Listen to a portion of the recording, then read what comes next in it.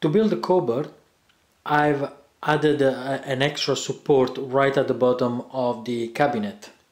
I've added this rail here in the middle. This not only will make the entire structure a little bit stronger, but at the same time will be the resting place of the cabinet. That's where the bottom is going to be laying on. And then on each side, on the left and on the right, I put an extra rail. This is also those are the two sides where the cabinet will be basically resting on. All this is made out of scrap wood that I had lying around the garage, and tomorrow morning I'll be getting some more plywood with which I'll be building the entire cabinet.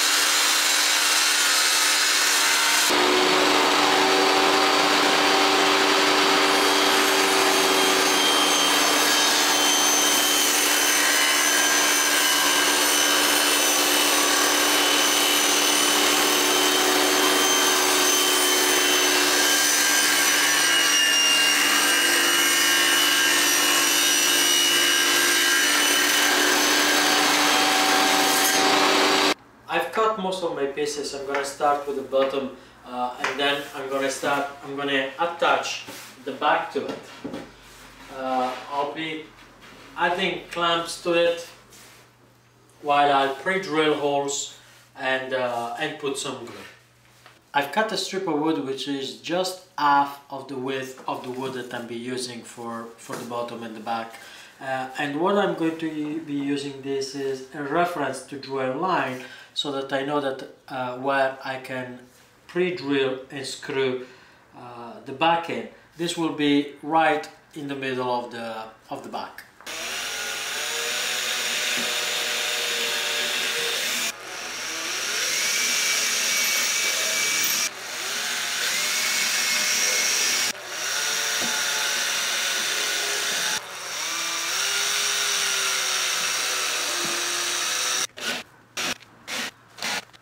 I added some glue and I've clamped them so that I have some help while I'm putting in some screws.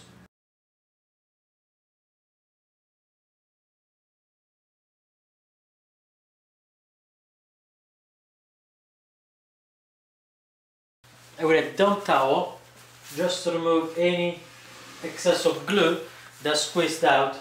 We're going to do a first dry fit to see how it fits in how the cabinet fits in the frame. I'm going to remove these two stop blocks and let it slowly, hopefully, fall down and see how it fits there.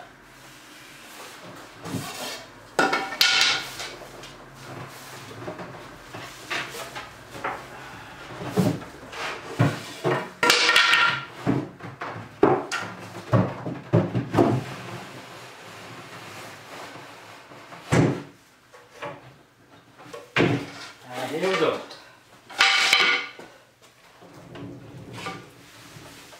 our nice little cabinet.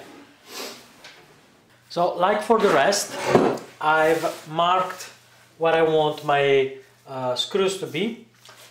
I've pre-drilled this side, and then I've countersinked all of the holes on this other side. Now for commodity, I already start putting the screws a little bit in, so that all I have to do is place it on the cabinet and drive the screws in. Here is the cabinet. I placed the middle shelf in. It's screwed from the bottom and from the back, so nice and steady. I'm now going to add some glue on every borders, and then just place the top on top.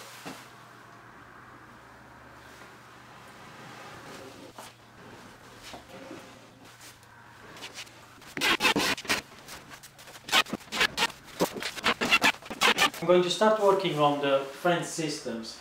I have marked already the shape that I want the first part of the fence to be. So I'll be making on the table so a cut until here, and then a cut this other way, and basically this part will come out, and this L-shaped leftover will be the first part of our fence systems, which is going to be attached right here. I have temporarily placed the top of the cabinet. I'm going to put 4 screws on each corner just to keep it stuck so that it doesn't move. It's not going to be permanently in. I will need to remove it. Reason for that is that now I have the fence, part of the fence system closed, and I need to find out precisely when it needs to be screwed, because once this is screwed in, I do not intend to remove it or adjust it. It has to be final. I've marked all around where the screws will go in, but for the moment I'll be only putting 4. The rail for the fence is now fully bolted. I had to change the plan. The original idea was to put 2 bolts a little bit about 10 to 12 centimeters spaced, but because of the cabinet under and the second ceiling that I have under, the top bolt was going to ending up in the cabinet, and the bottom one, well, there was just not enough space for me to drill here. The actual drill would hit this side here, and I could not go any deeper. So I decided to go right in the middle of it, between the 2 original holes, and instead of leaving 10 centimeters, I left less, about 7 centimeters from each bolt. So I ended up putting about 9 of them, and on this side this basically worked as I originally planted. 6 bolts right where I wanted them. Everything is really strong. You're just not going to move this. Here, where the fence will actually be running on top of it. This is the same piece of wood that came off when I attached this L-shaped fixture here.